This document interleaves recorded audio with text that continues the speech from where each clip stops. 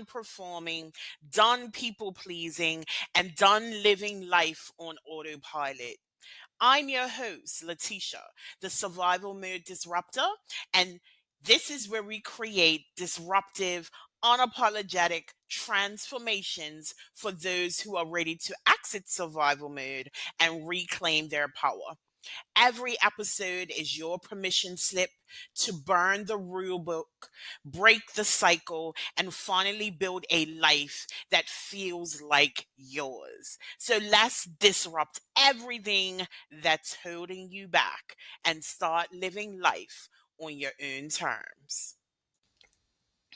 This is your trigger warning. This podcast is raw. It is real and it doesn't sugarcoat what it means to survive trauma, abuse, mental health battles, or even the aftermath of living in survival mode for too damn long. What you hear on Survival Mode Disrupted includes unfiltered stories, graphic details, and a vulnerable truth that may trigger some of the audience. Please prioritize your emotional safety. If something feels too heavy, pause, breathe, come back when you're ready or not at all. Your healing is yours to honor. These episodes are based on lived experience, not therapy sessions or clinical advice. Listening does not replace mental health treatment or constitute a coach client relationship. If you're in crisis, please seek immediate help from a licensed professional or contact your local emergency services. This space is built with care, but it's also built for truth and built for disruption. Take what you need, leave the rest, and most of all, trust yourself. If this podcast speaks to your soul, you don't have to do this work alone. Feel free to join our free Facebook community for high achieving women ready to break cycles and heal out loud. Join us at Disrupting Survival Mode on Facebook, or grab the book that started this movement, Exiting Survival Mode, a raw step by step guide to help you identify, release, and rebuild from the survival patterns that have been keeping you stuck. Hello, hello, hello, and welcome back to another episode of Survival Mode Disrupted. This is your host, Letitia, the Survival Mode Disruptor, and today we have Veronika. Yes. Veronika, why don't you introduce yourself? Hello, everyone. It's a great honor to be here. I'm really pleased that I can share my story with you today. My name is Veronika, and I am a breast cancer coach and therapist, and also breast cancer survivor. So that's where my work actually coming from is it was inspired by my personal experience. Okay, I'm definitely going to be looking forward to hearing more about your story. So let's kick it right off. How would you describe survival mode? So for me, survival mode is actually not always the phase of any trauma or any event that might trigger that survival mode that is the most where we feel most emotional, because when I was diagnosed with breast cancer, of course my life fell apart completely. I was confused, I was overwhelmed, I didn't know what to do. But suddenly it was like some big power, strength came out of nowhere. And later that day, I looked at my friend and I said, you know what? I am going to heal. I don't know how, but I will. And looking back, that was the start of that survival mode. I was on a mission, I was determined, I was fairly optimistic. I did believe very early on that maybe this happened to me for a reason so that I can later help others. So I was going through treatment. I was going through 5.5 months of chemotherapy. I had mastectomy with immediate reconstructions, went through radiotherapy, and it was almost a year of my life when I actually felt quite empowered. Of course, there were times when I felt really scared, really worried, when I felt really upset, angry. just why I have to go through this. But most of the time, I was just going through it and then just moving from one thing to another. And it was interesting that when I got to the end of the journey, when things were meant to get easier, where I was going through the last bit of treatment that wasn't as impactful as the previous ones, when I was free of cancer, that was the moment when I completely break down. And I broke down like in tears in hospital. I was really, I didn't even comprehend what was going on. It was so overwhelming. And that's what I classed that was the end of the survival mode, when it actually all clicked. So sometimes when we go through survival mode, I believe that we don't actually feel that like weak. It's more when we actually realize what had just happened. I agree. Oftentimes, when we are going through things, we can't just autopilot through. And then once we get to the end, it's like this reflection, and you actually are able to analyze how you dealt with the issue at hand. I mean, you've alluded to a bit of your story. Why don't we go into depth? Why don't you tell us your story to and through survival mode? Like I said, very early on, I realized that maybe it happened to me for a reason. And I'll tell you why, because before my diagnosis, I was stepping up on the career ladder. I was working in fairly corporate world, in product management, in software development, and I had my like clear career path that I was following.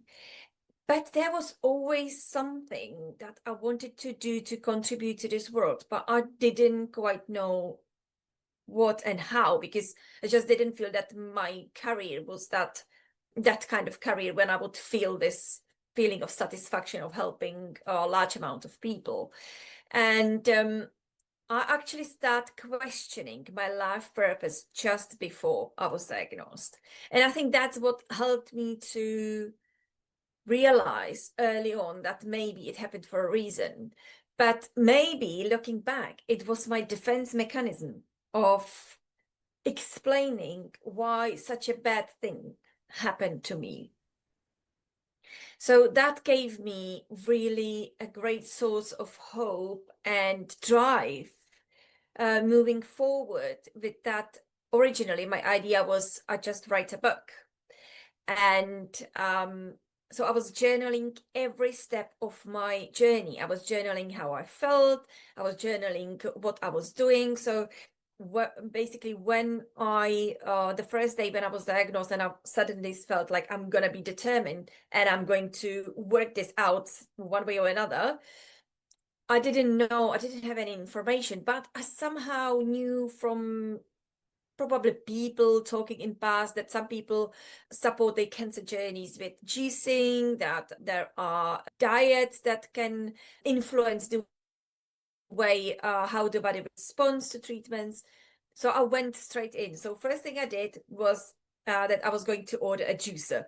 And luckily my friend said, well, I've got one that is collecting dust, so you can have it. And I still have it until now, and it's been doing amazing job. And I think that also gave me not only it supported my body with a lot of nutrients, but also it gave me the feeling of being empowered. And because when you're diagnosed with cancer, everything seems outside of your control. And suddenly I could do things to have the journey in control, at least in certain aspects. And that was what I was eating, how I was treating my body. And then the big part of was working with my mind to really stay focused on healing, not on the illness, because I had the whole team of professional focusing on the illness. But I was the one person that needed to always refocus from the fear to close my eyes and see really where I want to be when all the treatments finish. And I also use it throughout the chemotherapy. because it was scary, especially the first chemo. I didn't know how I'm gonna be reacting, and it was really a scary time. But I used my mind to almost like a program for the chemo to go into where it needs to go, but for least side effects. And I think just focusing my mind on getting through it, I was able to move past each chemo faster than I would if I was just reading about side effects and just digging to the negativity. I I've sat back and watched two of my family members go through cancer treatment, and I would say one did it very positively, and the other, it was it was actually really difficult to support because of how disruptive their mindset was during the process. And as someone who's sitting on the outside, not really recognizing, like I wouldn't be able to truly understand what it's like to be faced with mortality, even though I've had a near-death experience, but to sit and wait for something to unfold when one of the options in the unfolding or one of the results could be death. And you do your best as someone who supports to offer as much, I don't want to say support again, but I mean, that's it. Yeah, Offer yeah. as much support without interrupting the balance that they try to create for themselves. And it's difficult, but one of the things that I saw on the outside is that mindset is the most important thing. So can you talk a bit about how you had to shift your thinking in order to get you through your journey? Yes, of course. I'm sorry to hear about your experience. And obviously, I think we touched also a very important point is about how to support people who are going through cancer journey. And I think you nicely explained that it depends on how the person actually approaches their journey itself. So I think I feel like because I was around spiritual and personal development since I was around 18, and I was actively interested into the how the mind body healing methods work before. So I actually graduated from, well, it says graduated, but that's how they call it. I did courses for Silva method, which is about controlling your own mind and stepping into the habit of being able to observe your thoughts and then act upon it. Because I don't think we can completely like change the way how we think. We just can learn to respond to it different ways. And my friend told me when I was diagnosed, is actually you are in the best moment in life when you can tackle it the best because you've got all these tools. And I think that was also part of the reason what inspired me to step into the role of the breast cancer coach, to help women to actually focus and give them practical tools how to be able to focus on the positive throughout such a negative and traumatic experience.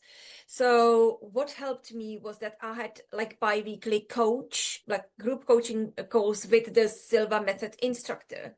And he was the one who actually gave me the tools and techniques to practice and to really refocus my mind several times per day, because it's just a bit about creating the habit of doing that so that we don't sink into the negativity. And also I actually opt out from counseling. That's nothing against counseling at all, but I just felt like I was just running in that problem rather than moving forward and heading where I want to be. And also I had to leave some of the even support groups and cancer Facebook groups, because all I could read all day was how bad side effects everyone has. And, you know, there's no question about it. The treatments have side effects that are really challenging. But if we are going to feed our mind with information like this, then it's a problem.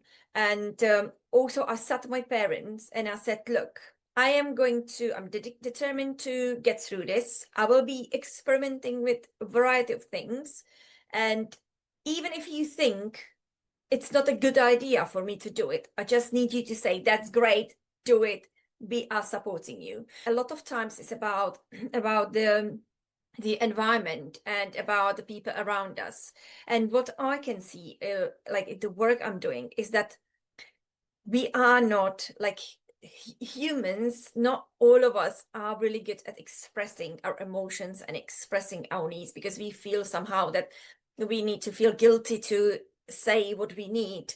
And I think that's when it comes to the cancer journey, it is important to really go deep within and identify what it is that I need from others to support me on the journey. And don't be afraid to ask for help, and don't be afraid to actually express what you need, because they are puzzled. They want to help, but they don't know how. And some people just withdraw because they're afraid of the reactions. But when there are clear boundaries and clear idea of what the person actually needs, then that's where everything can come together and the people around you can feel like they can help you and you will feel supported. I think, it's very similar to a healing journey from trauma. I think the healing journey for cancer, it is being able to lean on the support that's around you, but it's also being able to set boundaries as well, right? Like, you don't want to be micromanaged in the process. You don't want people like hovering, but you do want the support that supports y- the way that you choose to the deal with the situation. And oftentimes, in either healing journey, people have opinions on how you should heal or how you should be emotionally dealing with the events that you find, having to face. How were you able to set those boundaries? How were you able to articulate to your community, to your village, what you needed from them?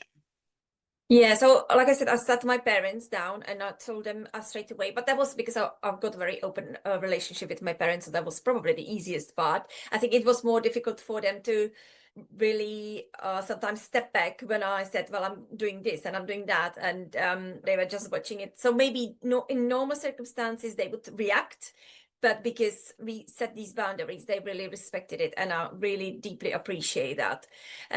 But then I had situation like, because I decided to radically change my diet. And I had people worrying that, I will do something that will actually harm me.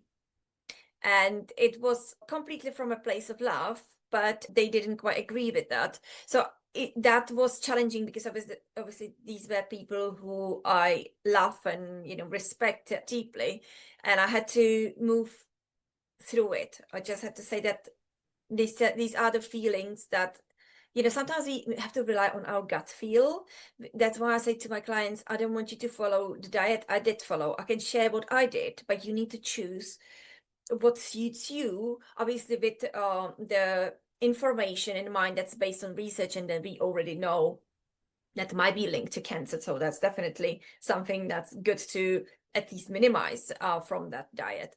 But I think it's just so for me, it was clear communication. And I did find it uncomfortable. I did find it challenging, but I knew I had to do it. It was that survival mode. It was to preserve myself. What would you say was the biggest thing that you learned about yourself during that journey? So I think so the biggest thing was probably because there was so many learnings, but one of the biggest ones was to be true to myself and do things that it's not about hurting people, but I can't influence how people will react, but I need to follow my heart and I need to follow what makes my soul happy and fulfilled, even though some people around me might not like it. And, some people who are my good friends, for example. But because, like you said at the beginning, once you face your own mortality, you feel like you can't waste your time.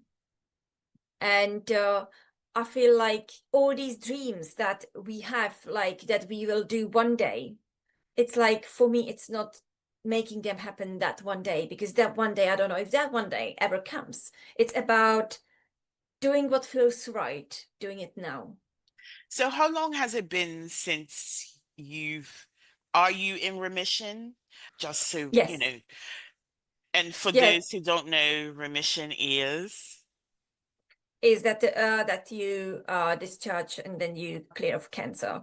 I was going through that journey in 2023, and I was clear of cancer. Well, that was also quite interesting because like I was aiming at, I wanted to be clear of cancer before the operation, because I was so scared of losing the breast that I somehow thought that I would potentially opt out from the operation. But the last scan before the op showed still 2 millimeters of cancer. And I remember I was so disappointed. I felt like a little bit disgraceful because it still was progress, but I just wanted to be clear of cancer. And what was interesting, that when they did the operation and they took the tissue out and then sent it to the lab, they actually discovered that on the day of the operation, there was no cancer present in my body at all. So I actually manifested it. But I think that was again reason why I had to go through it all, because then I feel like I can more understand to people I work with and the women I help when I went through all the treatments and I know how it feels.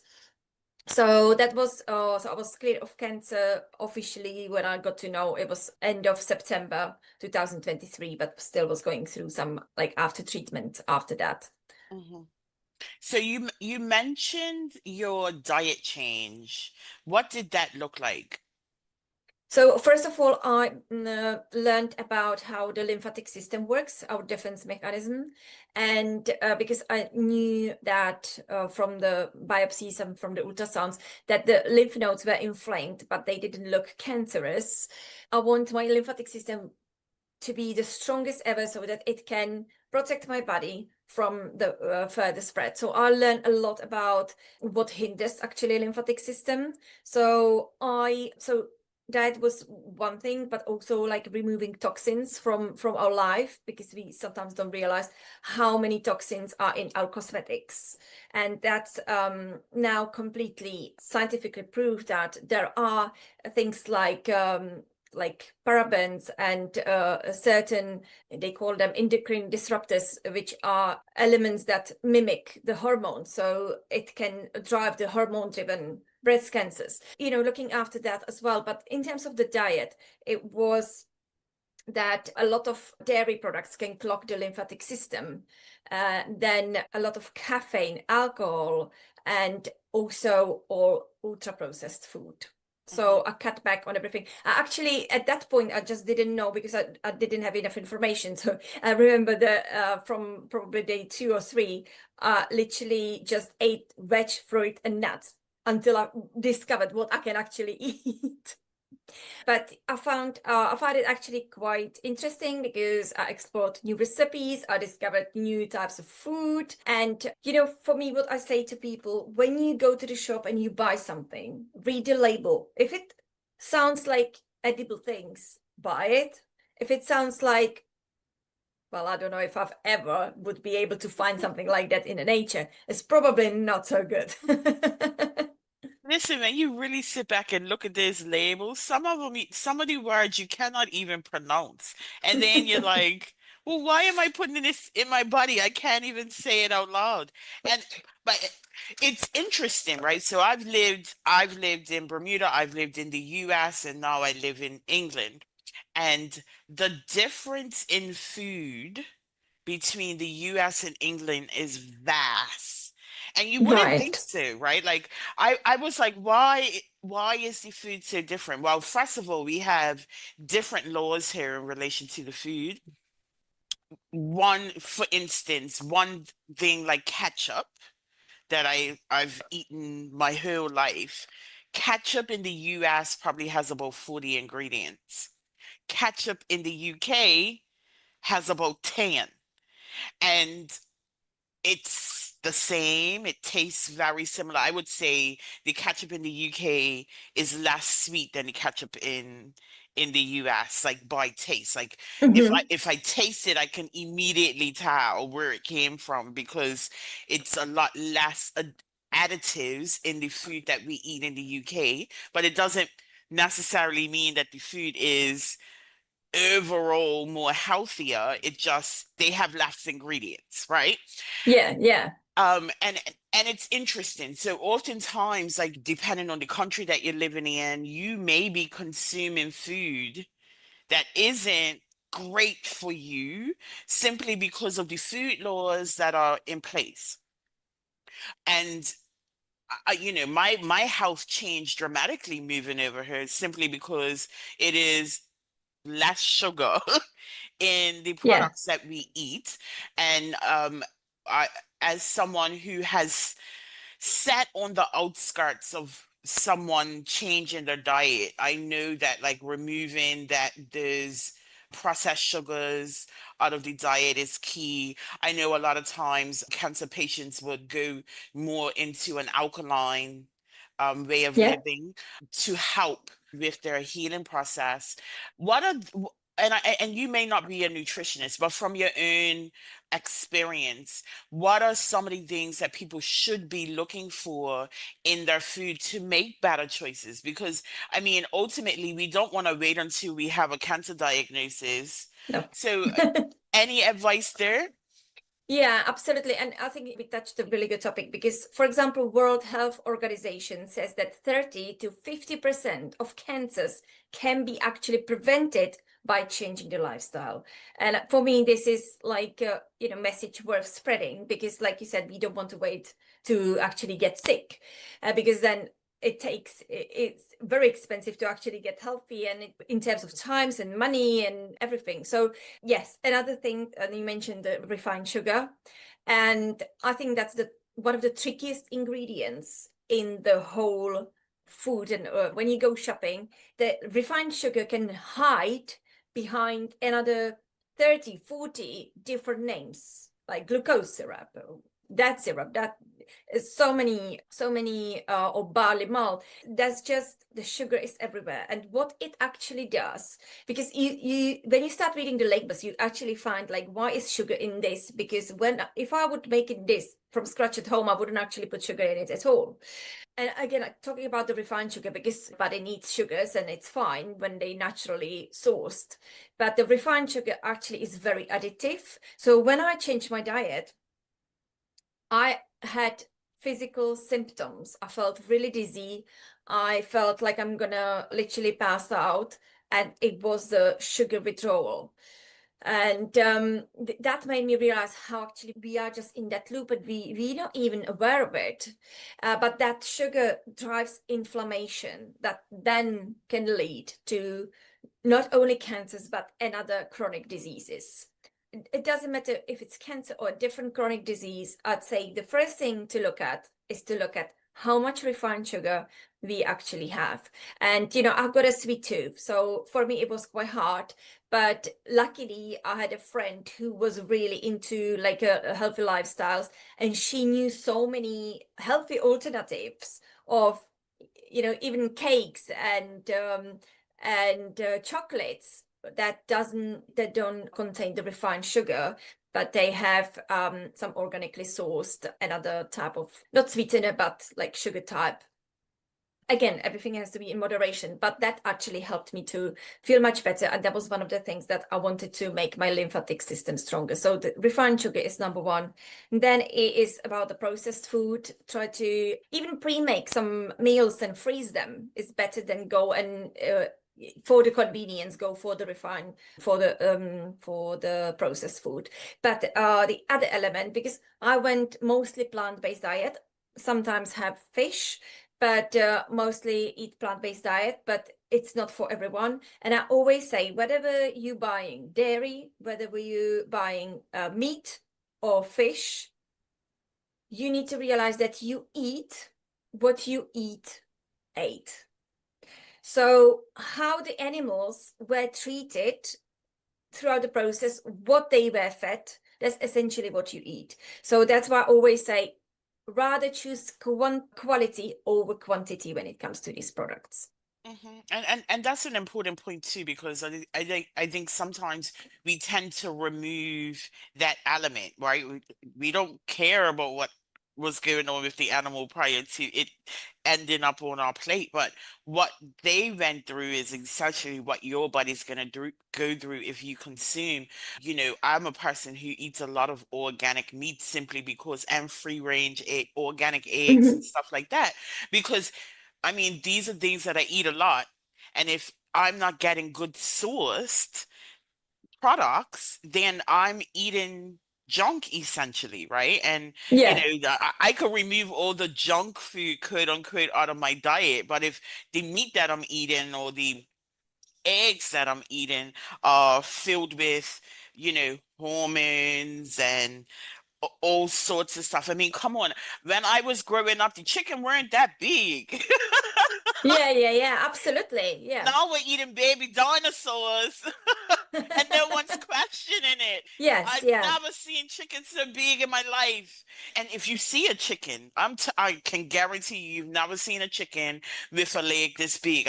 But yeah, we live in a world that consumes a lot, which means that a lot of things that we eat are growth fed or hormone pumped, genetically modified so they can grow faster or grow bigger.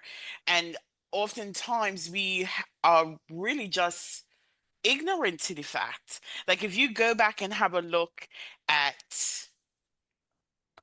if you could go back help. and have a look at like the original banana, I don't think it even looks edible with all of the black seeds and stuff that was in it, or we're now eating seedless watermelon. So, where did the seedless watermelon come? If it doesn't have seeds, how can it grow? And we don't question it, right? But all of these changes to keep up with the consumer demand actually puts our health at risk because we're eating products essentially from a lab instead of the land. And then it Absolutely. takes an enormous toll on our bodies. And recently, there's been this huge influx of young people having colon cancer, young people having breast cancer, and any age is susceptible and can be, can get it. But like this huge influx, we have to sit back as a society and kind of be like, why? Why is this happening? And what is the common thread? And the common thread is our food. Yes, I absolutely agree. And of course, that's what you said, the age of people diagnosed with not only cancers, but other chronic diseases actually decreases. So it's younger and younger people getting sick. So it is about what we put in our body. And with the veg and fruit, it's again, it's usually a lot of toxins in it. There are herbicides and pesticides so that the crops protected and we then consume that. So also someone who prefers organic food, but the most common objection I hear, especially when I talk about prevention, because when someone's already ill, then they willing to do that one more step. But the most common objection I hear is, by organic is too expensive. But you can buy like purifiers, you can install them at home, or you can just have like really like pocket size, I call it. And you can just put that in a bowl with the fruit and veg, and it can at least clean some of the residual of the herbicides and pesticides. So, there if we want to make changes, I think there are ways how we can actually make it happen.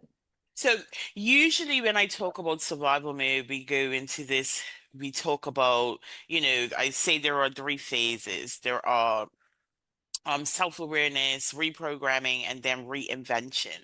And I think when we're talking about survival mode, particularly in relation to health, that reprogramming is key, right? Like you spoke about, how you had to change your mindset. You spoke about how you had to change your food. You spoke about how you had to really change your perspective. And I think that is so key. And the reason why we have these conversations and I bring a large variety of stories to the audience is because I want them to see that reprogramming element doesn't have to look the same every time. But if we want to change our lives, if we want to change the outcome of our circumstances, we have to be willing to do something different. So Veronica, thank you so much for this conversation. It's definitely different from ones that I've had before, but I think it's eye-opening to see how, that those phases still are relevant here. Because I mean, even after your diagnosis and your treatment, you stepped into a new person who is now trying to be impactful for others to help people through their journey. And, I salute you for that. So tell us a bit more about how we can connect with you and how you work with clients. So you can find my website at www.lotus-journey.com. We just want to say, why is Lotus Journey? Is Lotus is about transformation, and journey is the healing journey. So that's why it's lotus-journey.com. And you can find all the information there. And also, so how I work with clients, there are variety of things that people can do and can connect with me. So first of all, I'm running a free monthly healing circles. You can find it on Eventbrite or on my website, and anyone can attend and as many times as they want. This is my gift to the world, and it's all about, there is no particular structure, but it's all about helping the people who join the call with whatever problem they have and how to actually look at the reprogramming, how to work with mind. And we always do a lovely healing meditation at the end, and we send healing to each other, which is really empowering, really nice.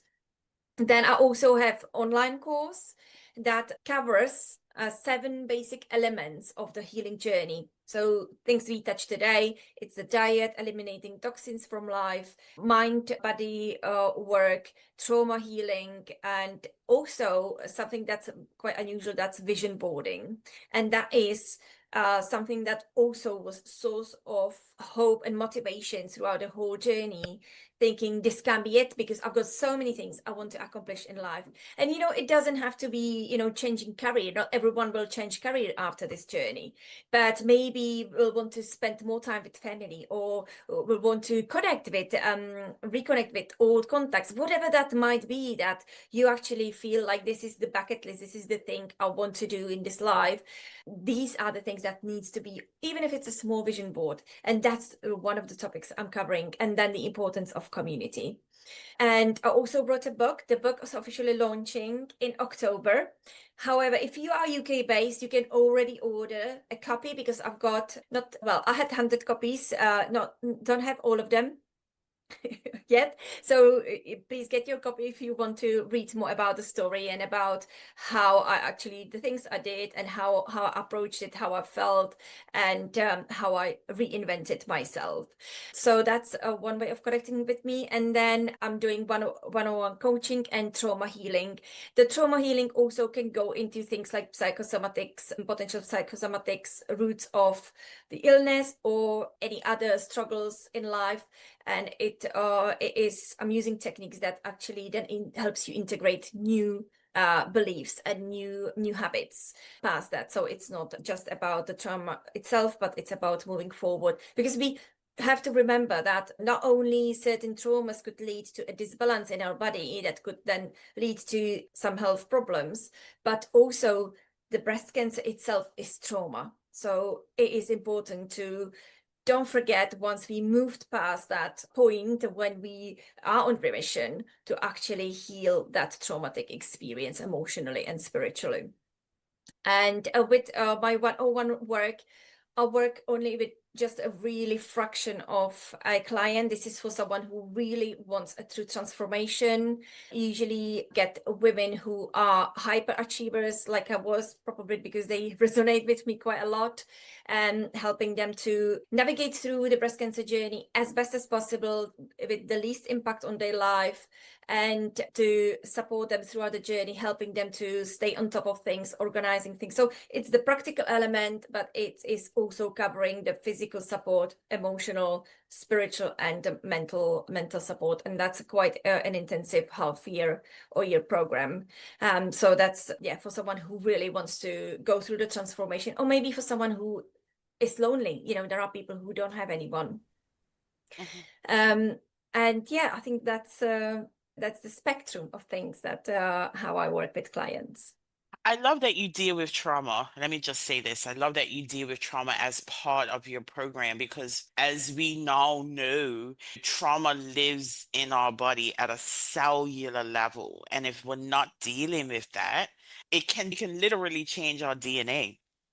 So if we aren't dealing with the trauma alongside our healing journey, it's almost like you're leaving this part here to create chaos later on if it's not dealt with, right? So I salute you for implementing that in your program, and then also bringing to awareness that going through a cancer battle is trauma as well, and it's also something that needs to be dealt with. So before we wrap it all up, Veronica, I want you to give us one key takeaway that the audience can action. So, if the audience, well, actually, no, I think whatever, even if the audience, if we have someone listening who is going through breast cancer, or who's got someone with breast cancer, or someone going through completely different traumas or health challenges in life, my key takeaway would be that the diagnosis, the trauma never defines you. You do. And the way to move forward from anything is to really listen to what is in your heart. Disconnect from what the society is telling us, what even the people who left us telling us, but to connect with who you truly are and what you need to heal. Because I believe that we all have the answers within us if we just sit long enough still and listen to what's deep in. Mhm. Audience, listen to yourself, listen to your heart. Get to a point where you understand how to tap into that, and it will be life changing for you.